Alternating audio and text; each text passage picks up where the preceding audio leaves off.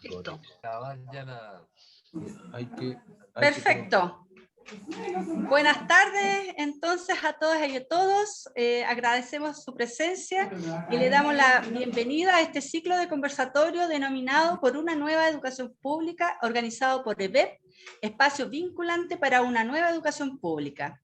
Soy Victoria Escalante, directora nacional de la ANEF, encargada de la Secretaría de Cultura, y también soy dirigente de la Asociación de Funcionarios de la Corporación de Asistencia Judicial, ANFUC, y también miembro de este espacio vinculante.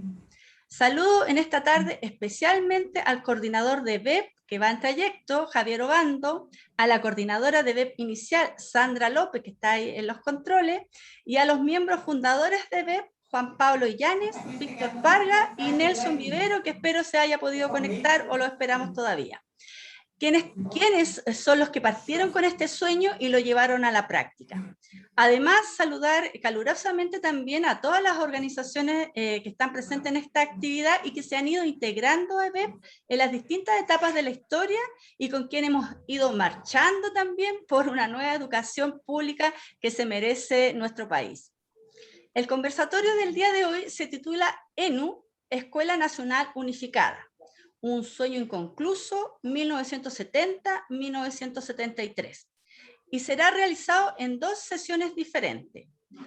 Hoy tenemos como tremendo invitado aquí presente al señor Iván Núñez Prieto, a quien agradecemos de antemano y profundamente su disposición a participar de esta actividad. No nos cabe duda de que su presencia y sus palabras adquieren una gran relevancia, no solo por el momento histórico fundacional en el cual estamos viviendo como sociedad, sino que también por el privilegio de contar con una personalidad tan interesante en varios sentidos: histórica, testigo y una de los principales responsables de enfrentar los procesos de creación de un proyecto político de reforma educacional tan relevante e innovadora, incluso adelantada como lo fue ENU. No podemos dejar de mencionar también que este proyecto educativo transformacional haya sido a su vez muy resistido por los sectores acomodados de aquel entonces. Bueno, hoy día también tenemos esa lucha también con los sectores acomodados, ¿cierto? Y las élites políticas y económicas, situación que probablemente solo es posible analizar en un contexto de Guerra Fría. Había o como de lugar de tener el intento soberano de transitar por una vía pacífica al socialismo a través de mecanismos democráticos institucionales establecidos. El señor Iván Núñez es poseedor de una dilatada carrera en el ámbito de la educación, es profesor académico, historiador e investigador de la educación, con un número no menor de diversos estudios sobre la materia, y por eso tenemos presencia internacional incluso hoy día en esta actividad. Fue funcionario público y asume el cargo de superintendente de educación durante el gobierno de Salvador Allende, nuestro presidente mártir, por cierto. Participó en varios centros de investigación en democracia. Fue durante 18 años asesor del Ministerio de Educación entre 1992 y el año 2009.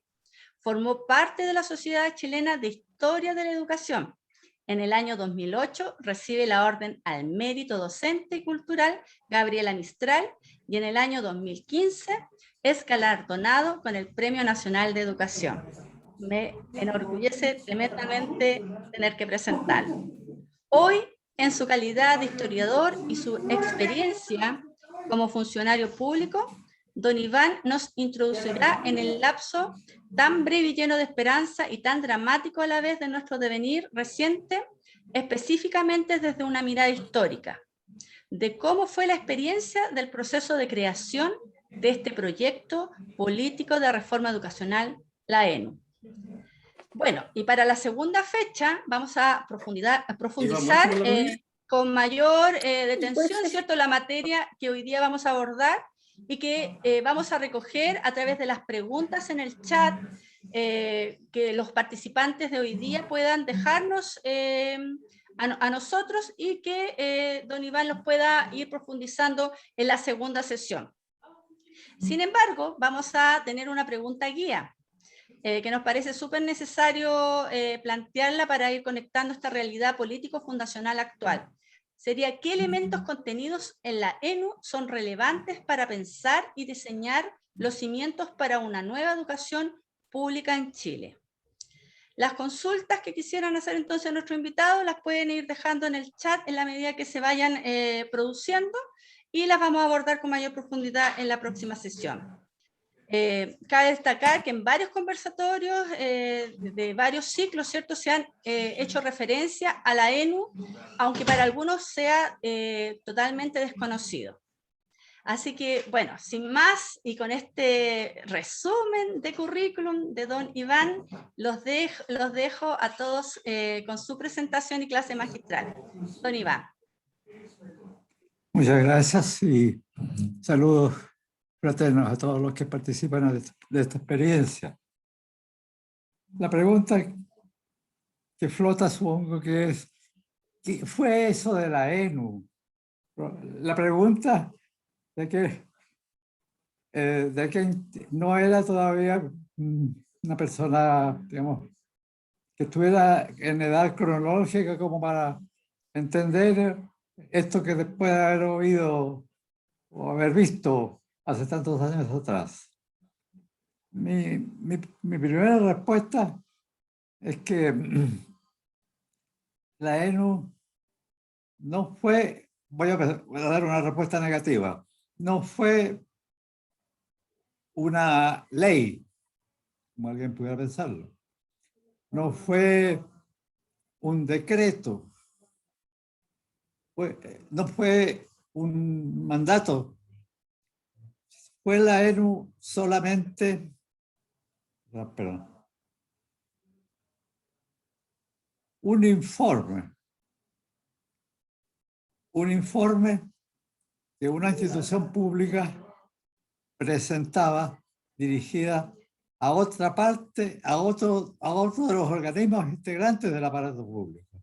Y con ello dar por iniciado un proceso de discusión que ojalá hubiera sido lo más amplia posible y creo que fue realmente amplia. Esta pregunta, ¿qué fue la ENU? La voy a responder también de manera visual o gráfica. Desgraciadamente mi tecnología no permite una mejor visualización, pero Escuela Nacional Municipal. Un documento de 28 páginas con fecha de enero de 1973. 28 páginas a un espacio que presentó el Ministerio de Educación Pública a el Consejo Nacional de Educación que existía en aquella época. Me explico. Dentro de la estructura de gestión o de dirección pública de la educación, de nuevo existía un ministerio como existe el Ministerio de Educación desde 1833, por ahí.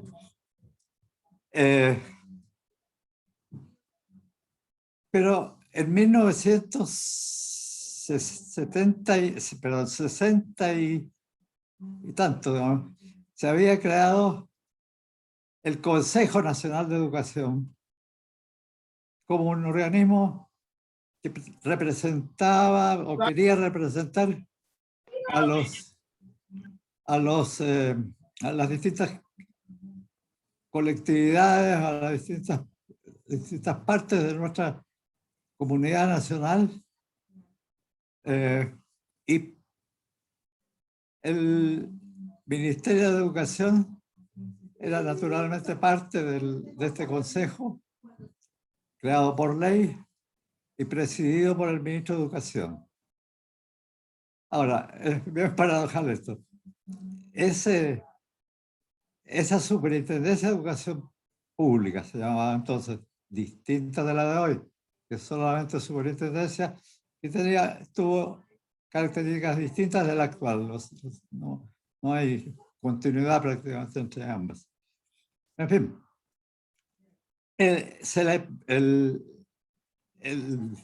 se le entregó al Consejo Nacional de Educación este documento que les he mostrado para proponerles el inicio de un gran debate público que permitiera una transformación educacional bastante radical en su tiempo y con ello dar curso a nuevas condiciones sociales en nuestro país, que ya estaba en marcha por lo demás en el nivel social. El informe estaba firmado, me van a perdonar la autorreferencia, pero no estaba firmado por el ministro, ni por el subsecretario de Educación, sino que por el superintendente de Educación, que como ya se ha dicho, era el que habla.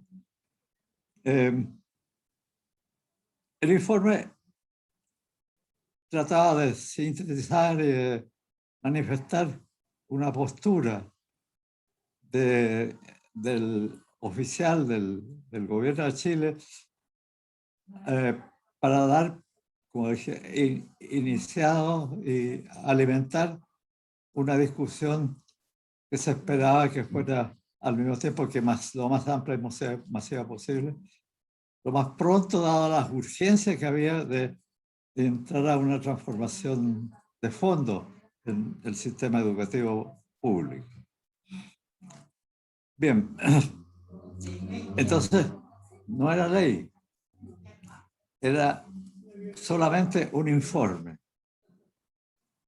Iba dirigido a este consejo. En el consejo había representantes de los distintos sectores de la sociedad chilena.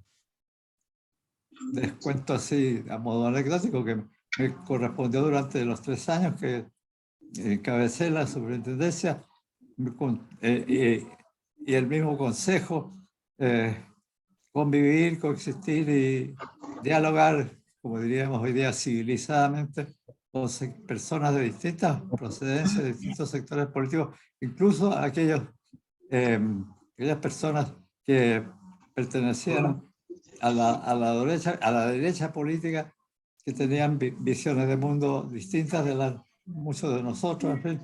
Sin embargo, era un espacio de diálogo y de elaboración de posiciones frente a los problemas educativos. No era un organismo resolutivo, era un organismo de consulta, pero de consulta obligada. Quiere decir que este consejo, al consejo se le planteaban problemas o en el seno del consejo nacían problemas y se elaboraban respuestas a esos problemas que se traducían en documentos legales que tenían que, pero que para efectivamente consagrarse, digamos, como proyectos de ley o como decretos, etcétera, tenían que ser, digamos, sancionados por la Contraloría General de la República. La ley de la superintendencia no obligaba a que lo que propusiera o opinara el Consejo Nacional de Educación tuviera que ejecutarse. Era un organismo propositivo, un organismo pero que frente a un problema planteado había obligación de darle respuesta. Es decir, si la gente allí representada hacía una presentación, esa presentación tenía que ser respondida por quien correspondiera, independientemente de que esa respuesta fuera de aceptación de lo que el Consejo proponía o simplemente de negación o de rechazo. Entonces, es que había ya en aquellos años ya unos gérmenes de una democracia más ampliada de la democracia verticalista que habíamos tenido históricamente. Consulta y que tenía que ser necesariamente respondida y no postergada, silenciada, tramitada, etc. Tenía ese, no era más que eso el Consejo Nacional de Educación, no tenía un poder ejecutivo por sí mismo, pero sí tenía la legitimidad de que sus integrantes eran a su vez generados por diversos organismos de la sociedad civil y también en diálogo con funcionarios de diversos organismos del sector público. Dicho eso, no hay otra respuesta histórica más fiel que eso. El Consejo Nacional de Educación no era un organismo que decidiera necesariamente lo que él mismo estaba proponiendo, pero al menos tenía que ser escuchado. Cosa que no ocurrió posteriormente durante la dictadura y todavía creo que no está ocurriendo. Puede estar empezando a ocurrir. Muy bien. Vale la pena rápidamente recordar, como se ha estado diciendo aquí, que en esa etapa de la historia de la humanidad estábamos en un periodo de Guerra Fría, en que había un enfrentamiento entre dos órdenes de organización social, entre capitalismo y socialismo, podríamos decir, para simplificar, que se estaban enfrentando de diversas formas y en diversos espacios territoriales. Era un tiempo de urgencias y de confrontaciones en todo orden de cosas.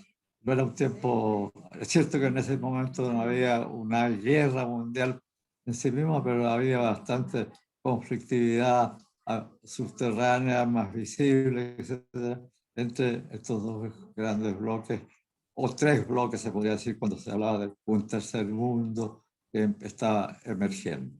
Eran tiempos movidos, diríamos hoy día, y que en Chile este espacio mundial, digamos, tenía sus ecos y vivíamos en nuestra sociedad capitalista conviviente con una economía retrasada, etc. Un sistema democrático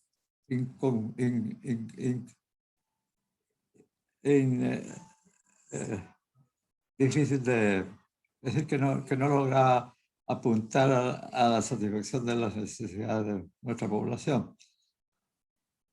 Era un tiempo que en educación, la educación pública chilena estaba también experimentando transformaciones que se habían iniciado, por poner una fecha, aproximadamente más de un siglo atrás, y se dice que, y se creía, se sentía que estaba culminando con grandes reformas, como fue la que planteó y llevó a cabo el gobierno de Eduardo Frei Montalva, que apuntó básicamente a un problema que era común con la de otros países de América Latina, un problema de cobertura, un problema de alcance de la educación pública, aquí es un problema de acceso a ella, un problema que tenía relación con cuánta gente era servida por el conjunto, por el sistema público de educación. Era había una especie de dicotomía entre quienes estaban o lograban sobrevivir en el sistema de educación y quienes no lo alcanzaban, salían y se enfrentaban a la vida con más o menos grado de herramientas para ejercitarse en ella. El gobierno anterior, el gobierno de Frei Montalva, había propuesto y llevó a cabo una reforma que en los sustantivos implicó justamente expandir, incrementar cuantitativamente el sistema de educación pública. Una apertura muy rápida, digamos, en los tiempos educacionales, que son siempre tiempos lentos, incrementó la cobertura en un esfuerzo que fue muy significativo. Propuso cambios pedagógicos, de alguna manera los llevó a cabo. En fin, paralelamente con este proceso de crecimiento de la educación pública y de las oportunidades en la educación general, en la educación básica y media, ocurrió en nuestro país un proceso de reformas universitarias que no es necesariamente atribuible al gobierno de Eduardo Frei, pero fueron las propias comunidades universitarias de las 8 universidades públicas que había en ese momento, que por sí mismas decidieron cambiar de manera sustantiva su modo de ser universitario. Entonces, eso significó que aquella parte de la educación que no dependía del ministerio y que era gozaba, digamos, de una autonomía que era, siendo instituciones públicas ellas, sin embargo se dieron su propia iniciativa para modificar con un grado importante de efectividad sus características históricas de la educación. Entonces, se vivía en Chile un proceso de transformaciones muy significativo.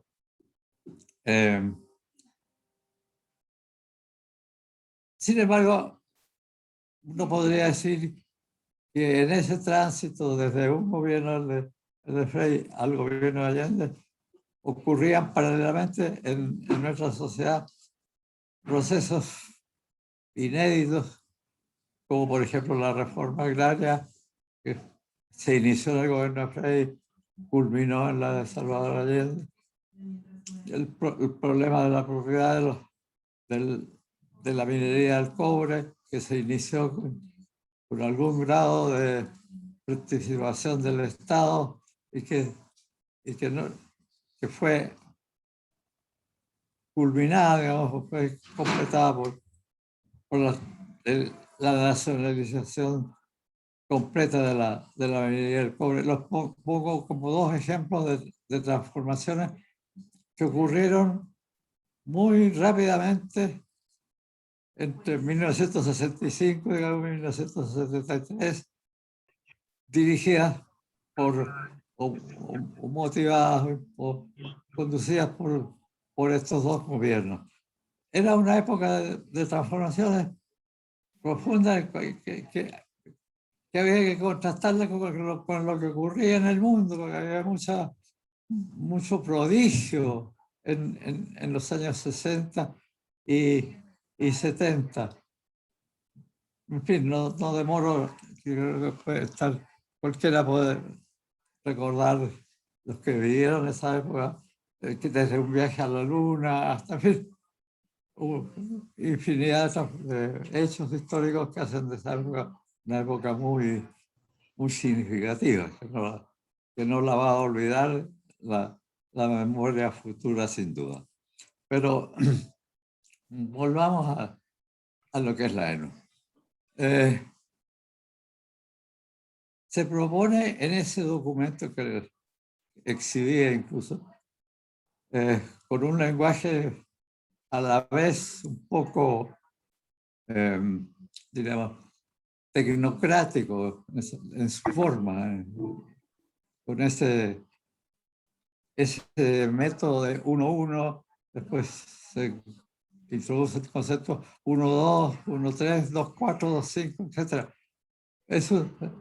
no es un panfleto, es un documento de política pública expresado en un lenguaje técnico político y sin embargo destinado a una discusión masiva, invitando justamente a una discusión masiva de un escrito que tenía estas características, en cierto modo, tecnocráticas. Digo esto porque probablemente, a pesar de su voluntad de comunicarse con la ciudadanía en su conjunto, el lenguaje que está escrito, y en eso me azoto la mejilla, en un lenguaje que quería adoptar la legitimidad de lo técnico.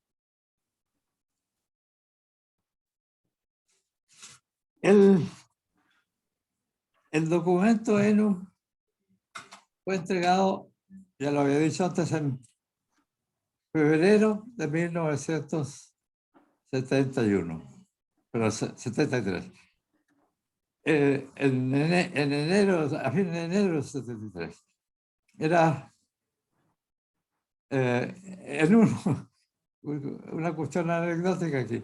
Al término de lo que en Chile era normalmente el tiempo de trabajo del año anterior, y se iniciaban las vacaciones que la mayoría de los chilenos aprovechaban en esa oportunidad. El documento se entregó al final y no hubo, como quien dice, reacciones inmediatas y significativas frente a él, porque todo el mundo estaba en polera, en viaje hacia las playas, etc. En realidad, las primeras reacciones y la parte de la vida efectiva del documento se produjeron a partir de marzo de 1973, y menciono estos detalles porque el procesamiento de esta propuesta fue muy, afectado por el factor temporal, por el tiempo para que las cosas se decidieran. En marzo, vuelta de vacaciones de todo, las élites o en fin, el conjunto de la gente que tenía o quería tener una responsabilidad en esto, empieza recién en ese momento la discusión del documento que, como les dije, tenía 28 páginas y contenidos bastante exigentes, contenidos bastante desafiantes y una complejidad en que era esperable que las reacciones fueran también muy complejas, muy por la radicalidad de sus contenidos.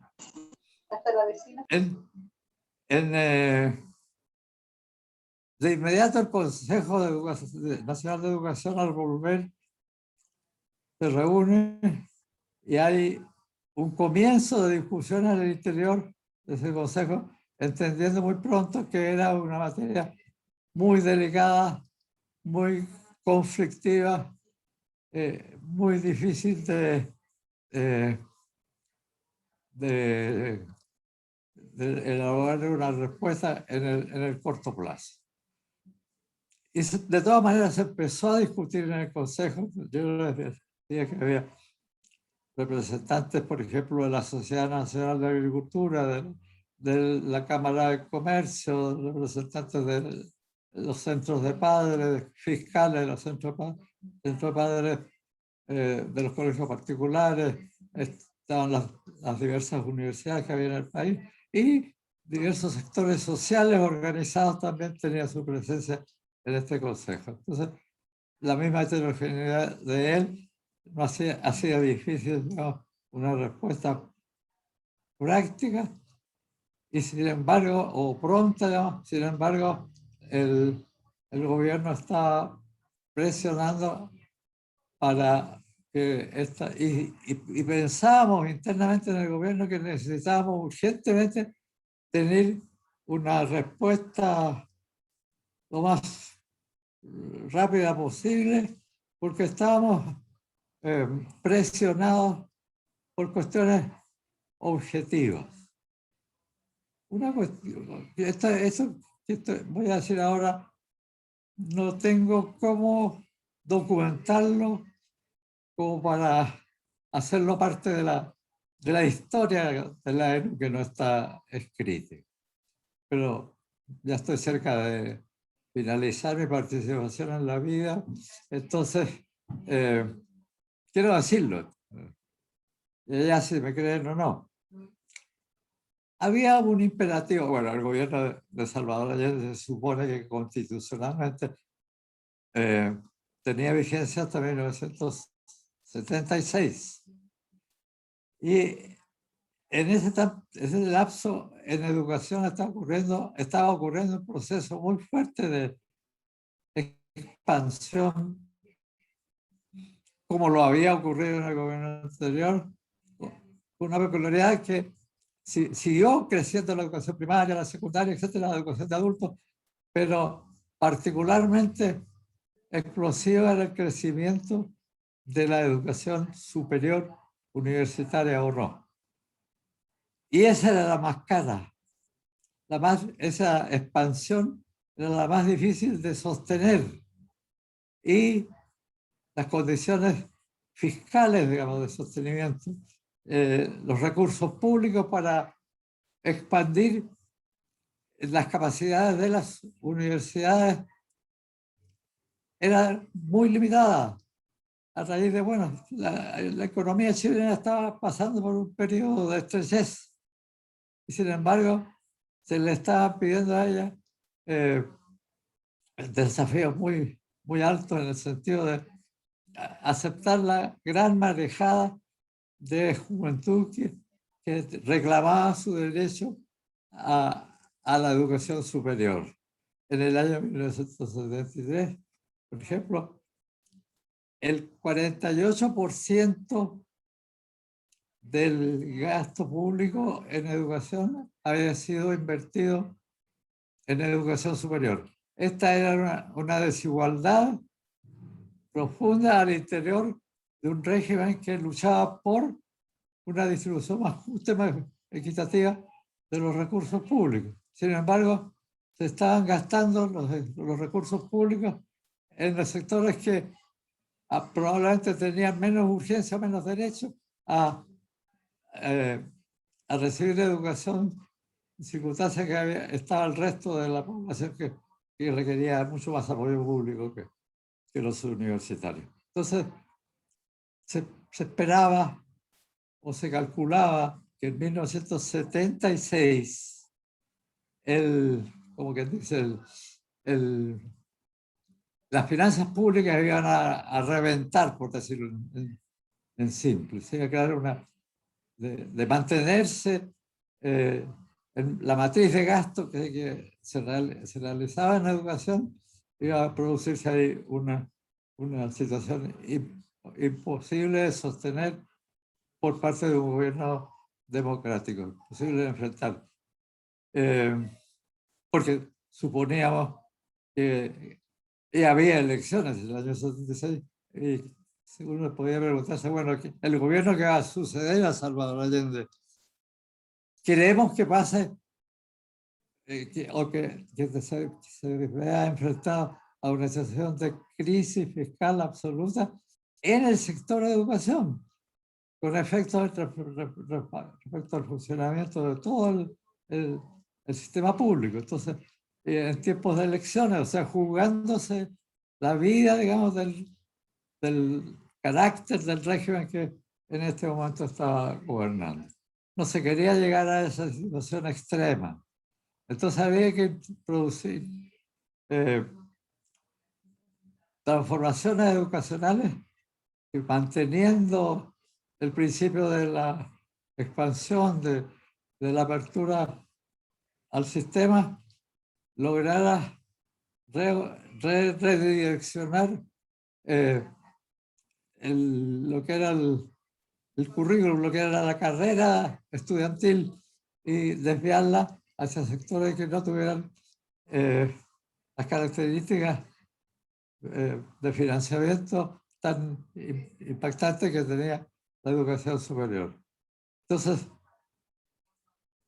el proyecto ENU, si uno lo lee y si los opositores lo descubrían esto, habría que decirle que tienen toda la razón. Yo no recuerdo que hubiera que alguien hubiera argumentado en serio esta temática, este ángulo oculto de la urgencia del proyecto ENU. La urgencia del proyecto ENU podía tener sus raíces éticas y de, digamos, de respeto a la interpretación de los derechos humanos y una serie de ángulos ideológicos, pero tenía también esta fundamentación práctica, llamémoslo así, esta fundamentación material y de interés político superior. Entonces, el proyecto de ENU tenía una argumentación ambiciosa, claramente ambiciosa, que ocultaba una urgencia que era, en cierto modo, decisiva para el futuro del proyecto político al que había entrado el país por la elección de Salvador Allende y por los años que llevaba de ejecución. Entonces, por una parte hay presión del gobierno y de los sectores políticos y sociales que lo apoyaban por lograr pronto una salida a esta situación y probablemente el descubrimiento por parte de los sectores enemigos, sobre todo los más encubiertos, que son los equipos o los grupos de infiltración exterior a nuestro país, que probablemente descubren esta urgencia y se juegan por entero en contra del proyecto ENU. Quiero decirles que tal vez sí, no conozco, yo no recuerdo que se haya hecho algún análisis de prensa, pero mi sensación es que se gastaron infinitos recursos, se movilizó mucha gente en una posición negativa frente a un rechazo a la ENU.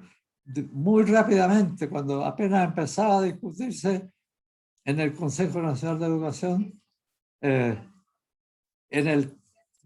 al exterior de este consejo, se desplegó muy rápidamente una oposición de bastante masividad y bastante agresiva, casi diríamos preferencialmente a otros temas de la política contingente.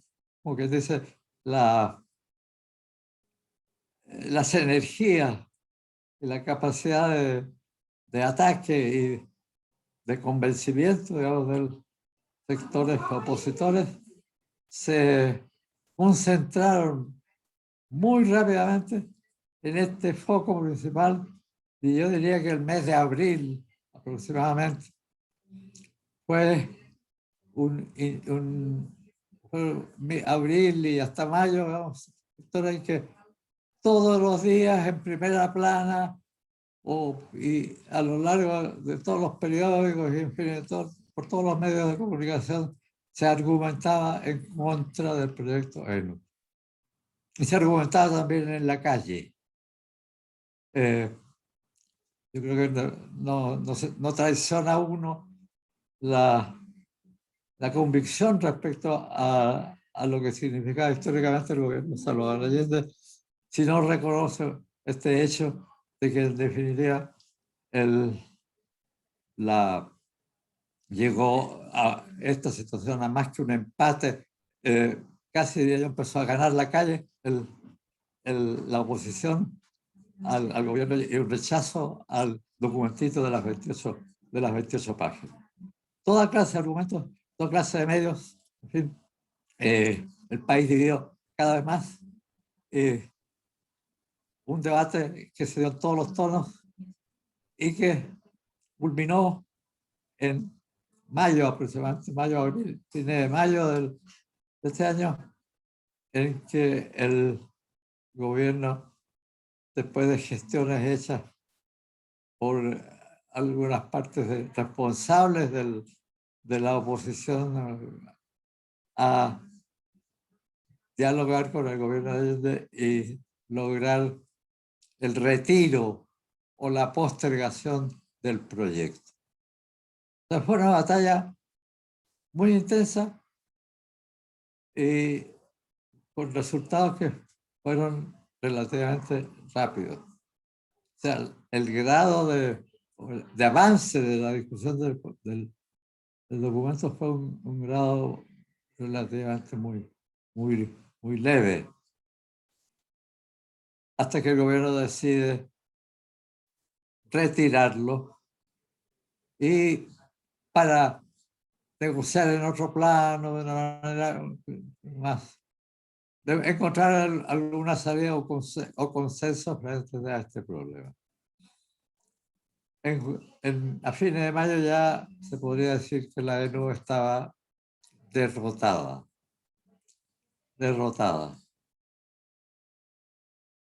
Más adelante quisiera rápidamente decir cuáles eran los argumentos a favor y en contra de esta propuesta de nueva educación en Chile. Solo quiero decir entonces que ese rechazo significó que que se saca de la escena, como dice el proyecto. Pero ¿qué pasa en el Consejo Nacional de Educación a este efecto? En este momento en que el gobierno comunica el retiro del proyecto.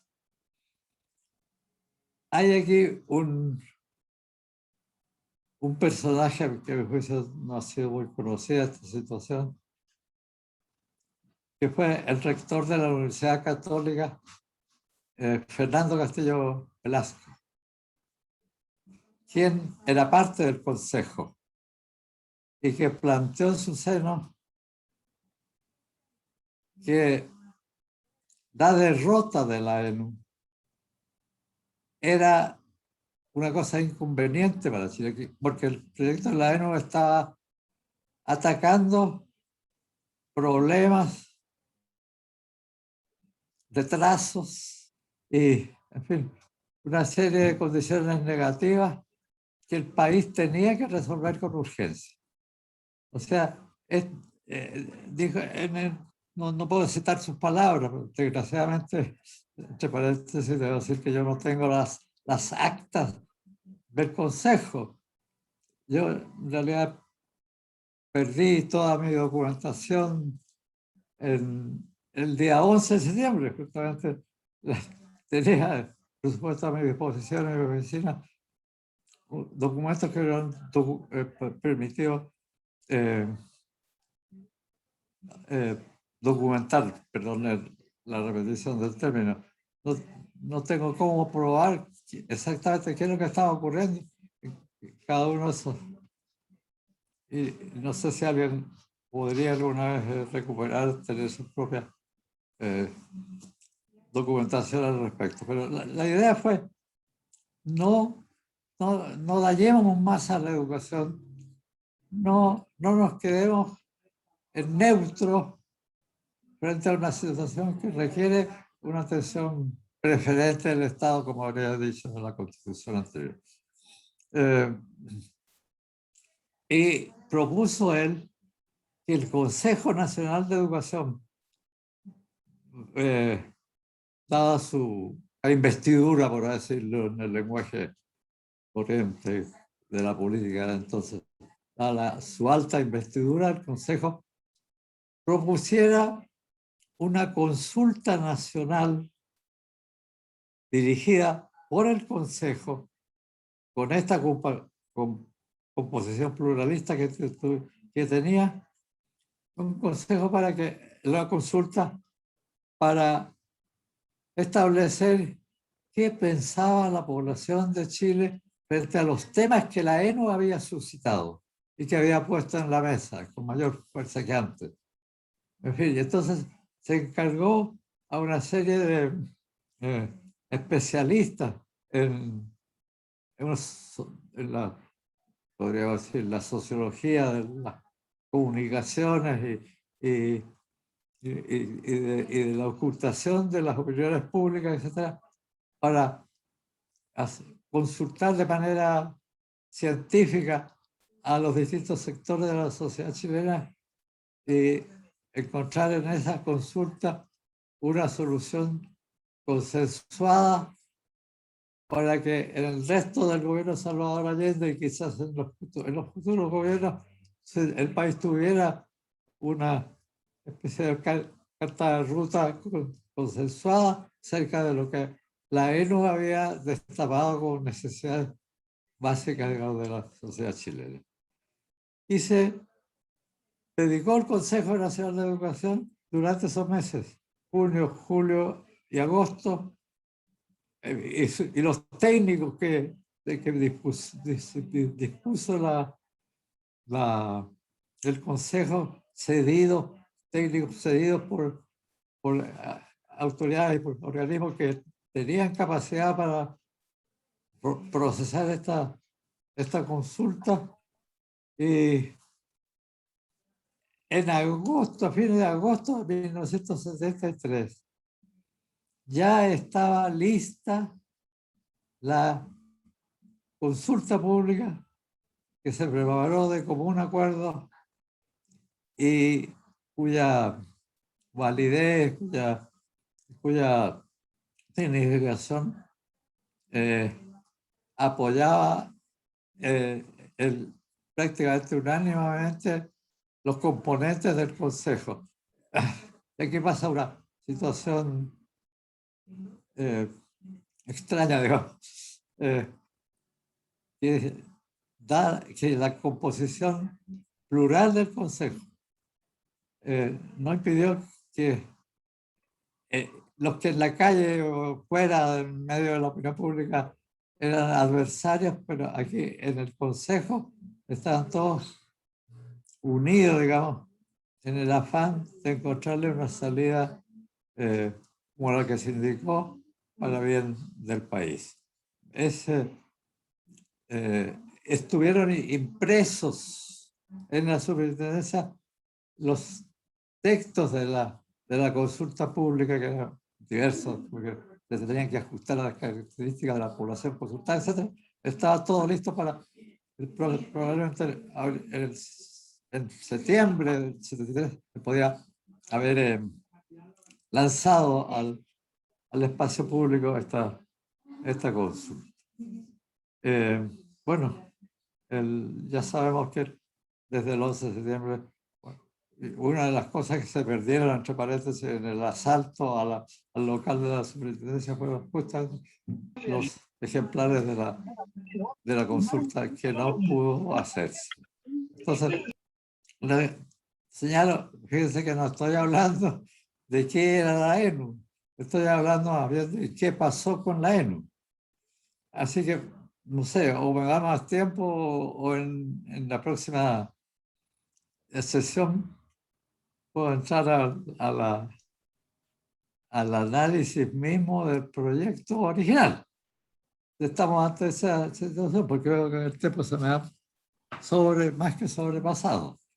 O continúo y redondeo esta Yo creo sesión. que podríamos ir redondeando, don Iván, respecto a eso, y ahí complementamos con las personas que están aquí presentes, que también fueron de alguna manera testigos de aquella experiencia. Bueno, tengo que resumir entonces. Yo calculaba que algo así iba a suceder. Imposible editarlo. A pesar de que son 28 páginas nomás, pero vuelvo atrás, como si estuviéramos en enero del 63. En realidad, el documento tiene varios planos, digamos, en que se expresaba el problema de la solución. Era un intento por modificar radicalmente la estructura, el funcionamiento y los contenidos, digamos, de la función educativa en nuestro país. Tenía bastante radicalidad, podríamos decir, entraba muy al fondo. Y ya que hay una discusión, digamos, entre los que han estudiado más detenidamente el contenido de estos proyectos, acerca de si era bueno, hubo la oposición lo acusó de ser una copia de las características de la educación de algunos de los países del campo socialista. Algunos escribas decían, esta es la educación checoslovaca puesta en Chile, o la educación, este es el modelo de la República Democrática Alemana, y los menos versados decían, esta es una copia de la educación cubana, porque no leían inglés. Entonces, no tenía manera de buscar otra imitación. Un trasplante solamente y un proyecto absolutamente ideológico y ajeno a nuestras tradiciones y todo lo demás que se puede decir al respecto. Se pretendía, cuando se definía la educación pública, desde luego como pública, no es bueno decirlo, pero tampoco, fíjese, el documento no proponía la supresión de la educación pública. No hay ningún párrafo en ella, al contrario, se dice que la educación particular que existía conforme a las leyes chilenas desde mucho tiempo atrás y que se ha venido acomodando con la educación pública en una especie de maridaje, pero en que convivían, podían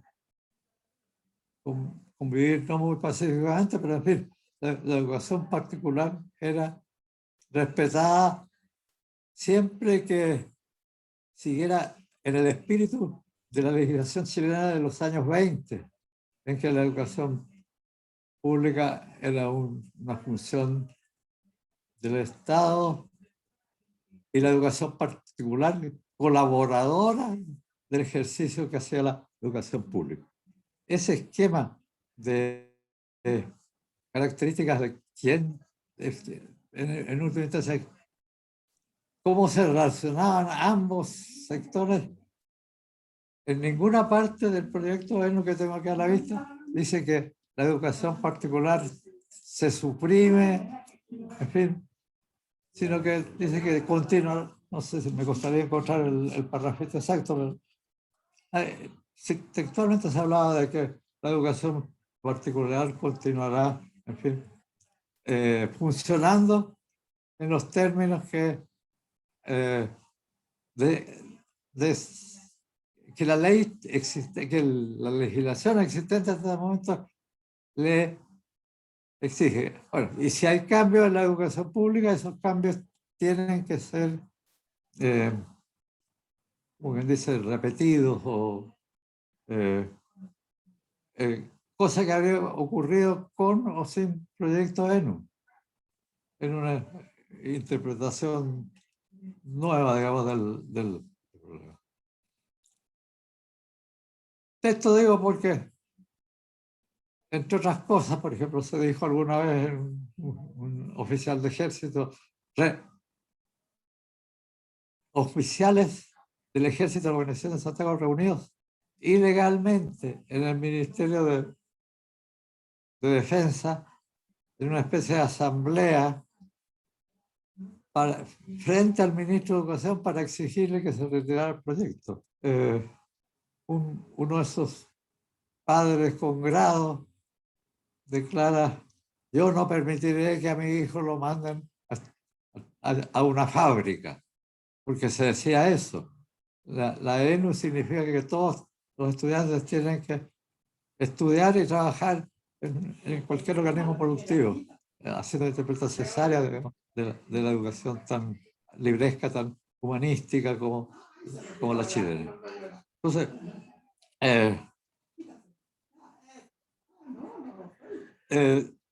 bueno, muchos de los argumentos o de los fundamentos del proyecto de ENU eran una ampliación del carácter de la reforma educativa de Eduardo Frei. Una serie de puntos que se decidía en el fondo continuar en lo que se había iniciado en el gobierno anterior.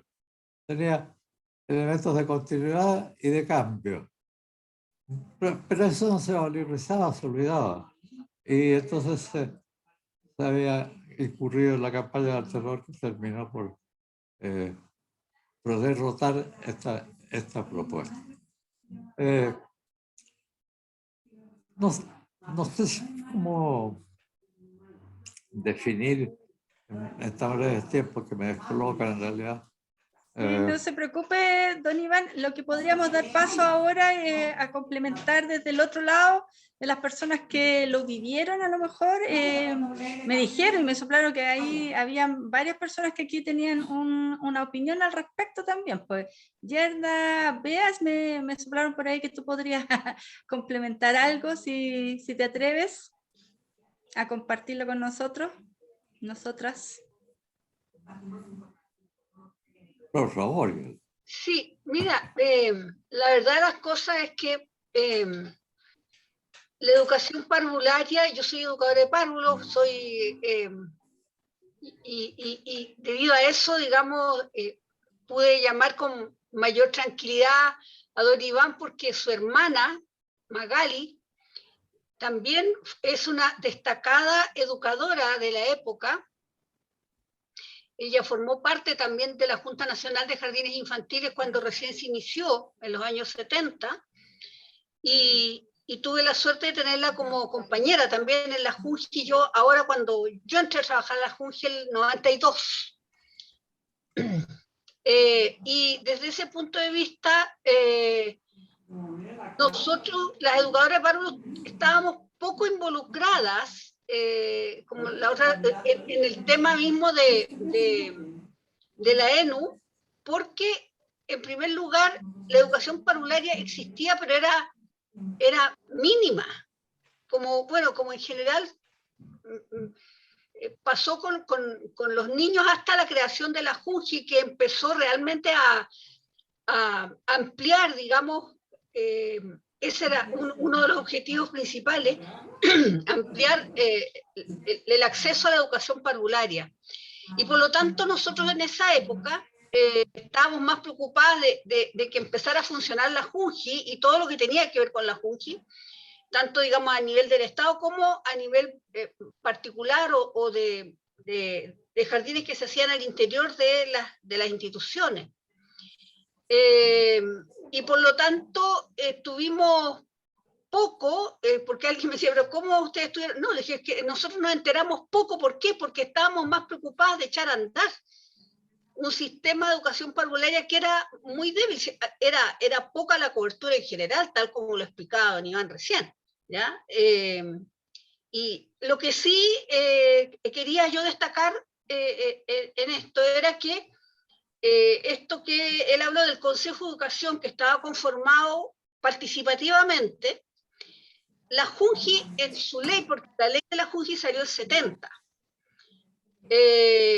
y la ley contemplaba un consejo, no me acuerdo bien cómo se llamaba el consejo en este minuto, pero estaba conformado, sí, un poco lo mismo que hablaba don Iván recién, estaba conformado por representantes del SUTE, representantes del, no había colegio de profesores yo en esa época, representantes del colegio médico, del colegio o de la Asociación Chilena de Párvulos, bueno, de los centros de padres, había una representación de los centros de padres.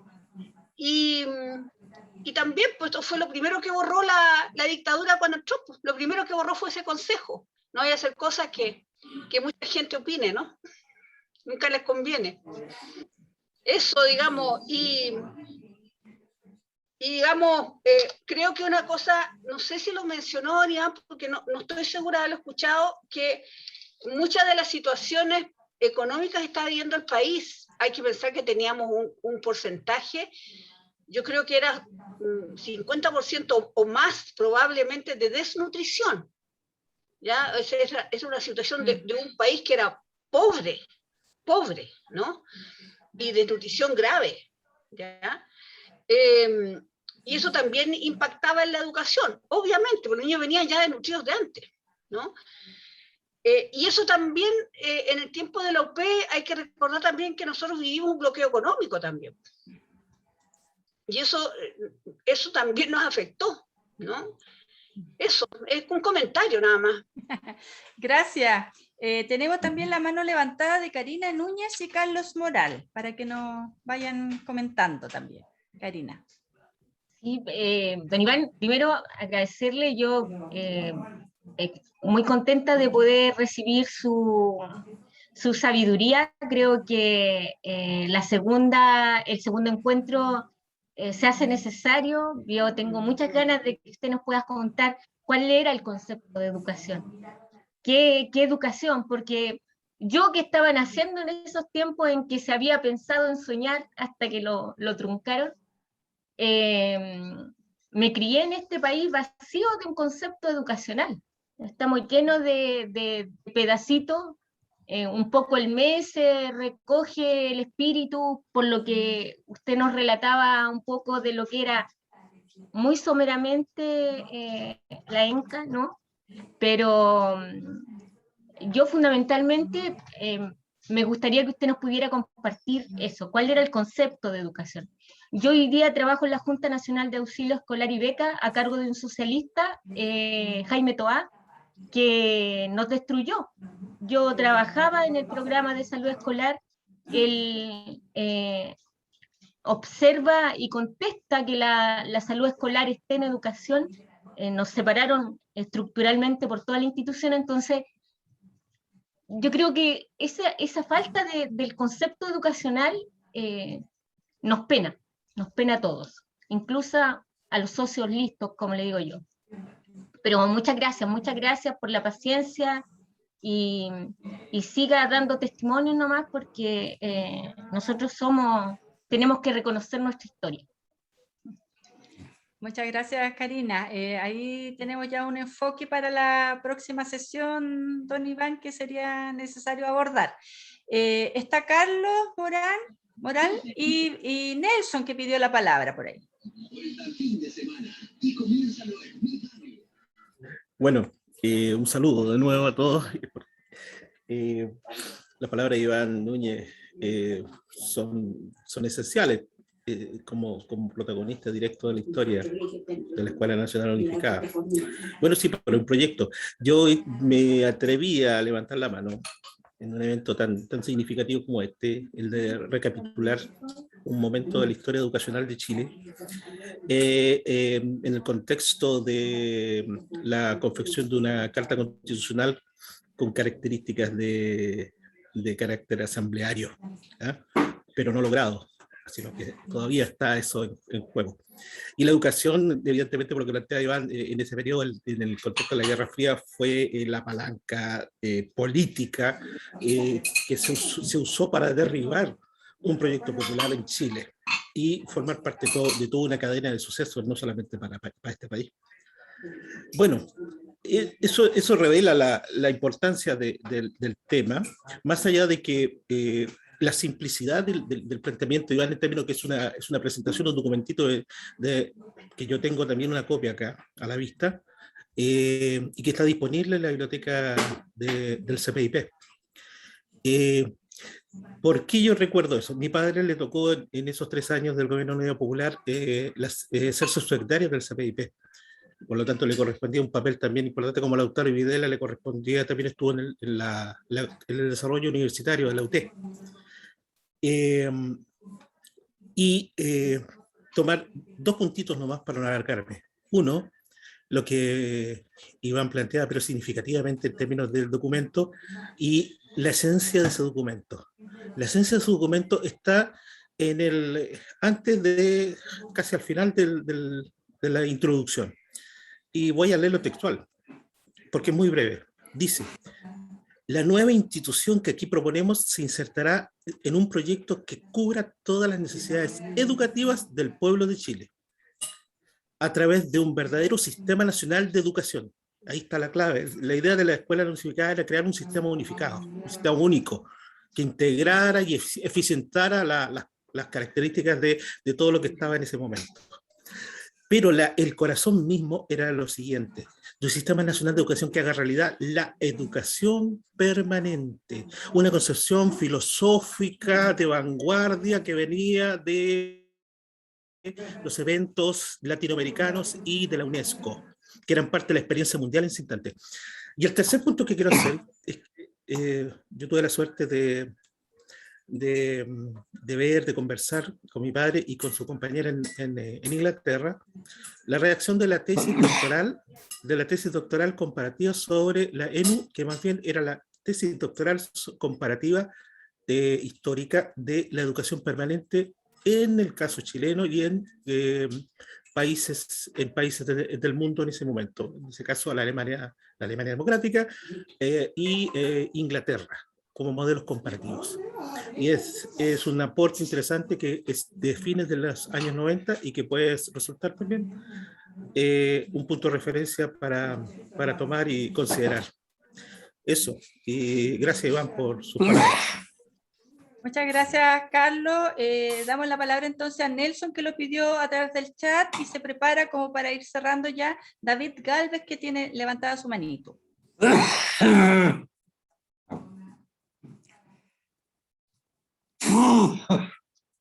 Ya. Nelson, ¿te pudiste conectar el micrófono?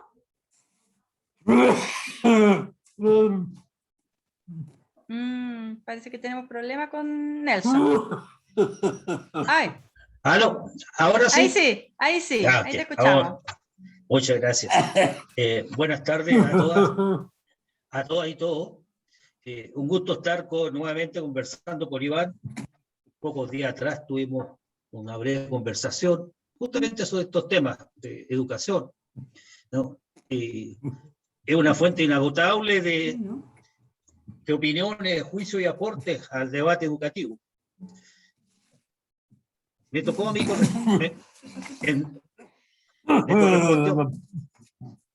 ¿se escucha? Sí. Me correspondió en esos años, como dirigente nacional del SUTE, Sindicato Único de Trabajadores de Educación, participar activamente en los procesos que estamos conversando.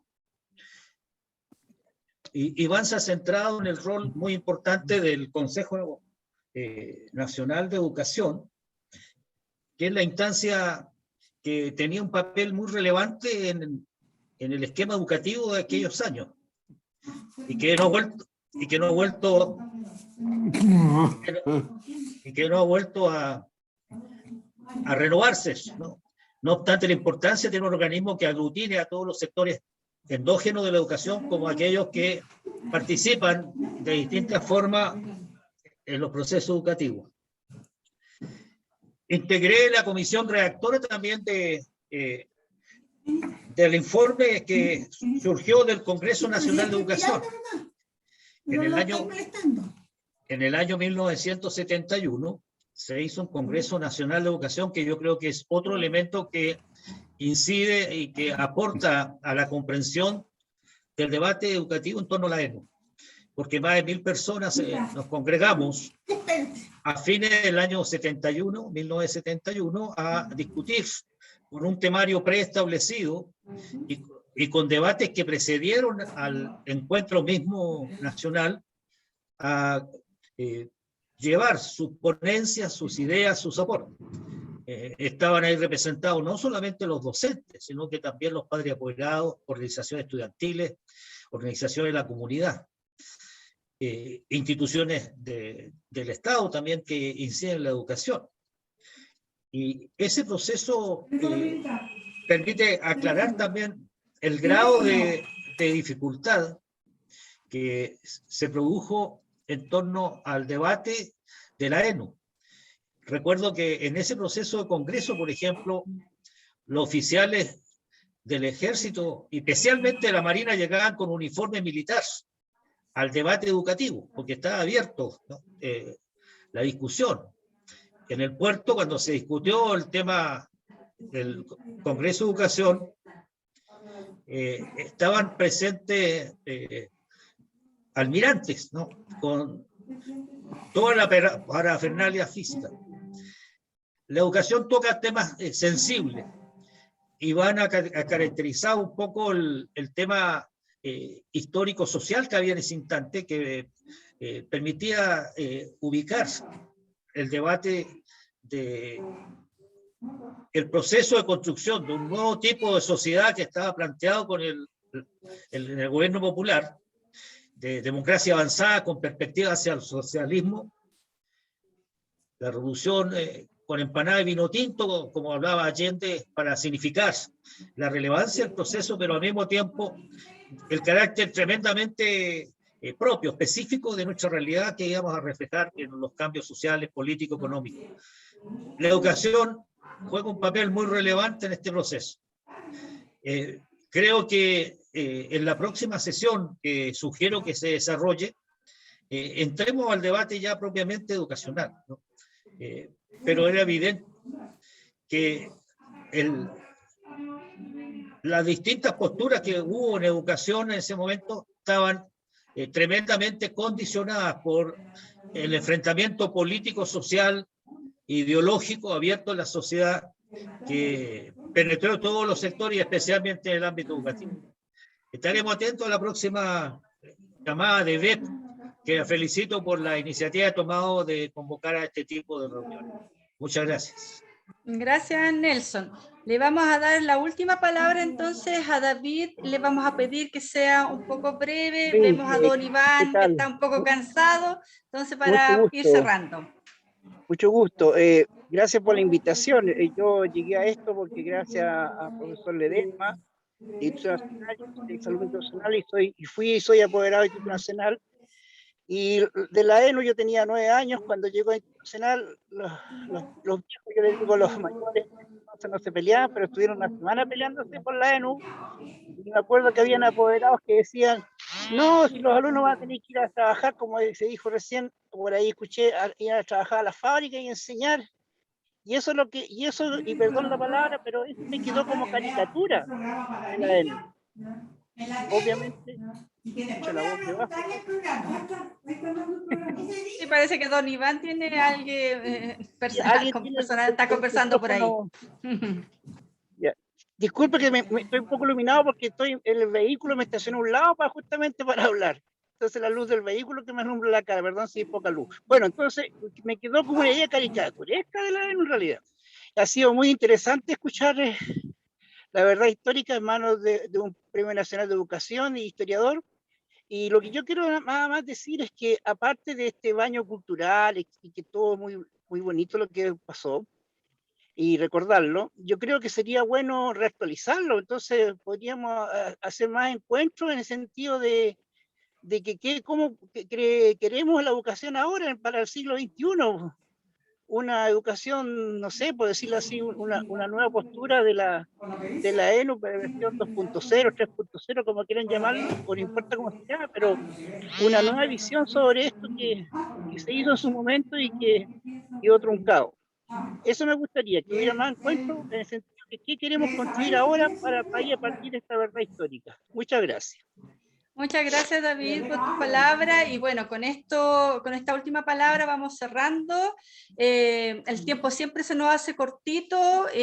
Agradecemos infinitamente a don Iván Núñez que haya podido iniciar hoy día esta conversación, que va a continuar en el próximo conversatorio con las referencias que aquí se han señalado, de profundizar ya en la temática de educación y responder a esta incógnita de cómo lo hacemos ahora en este momento refundacional de nuestro país en el que nos encontramos. Esta experiencia que se instala en el gobierno de nuestro compañero Salvador Allende no puede quedar guardada, tiene que ser replicada y compartida como aquí lo hemos estado haciendo. Esperamos entonces que cada uno de ustedes pueda participar en este próximo conversatorio y ampliarlo también a muchas más personas que puedan estar interesadas en profundizar este tema. Y bueno, como les comentamos en un principio, este conversatorio quedó grabado y va a poder ser compartido también para aquellas personas que no hayan podido estar completamente hoy día o no se hayan podido conectar en forma directa. Así que por mi parte les agradezco y los dejo cordialmente invitados para la próxima sesión de este conversatorio. Muchas gracias. Buenas noches. Buenas Una noches, don consulta, Iván. ¿dónde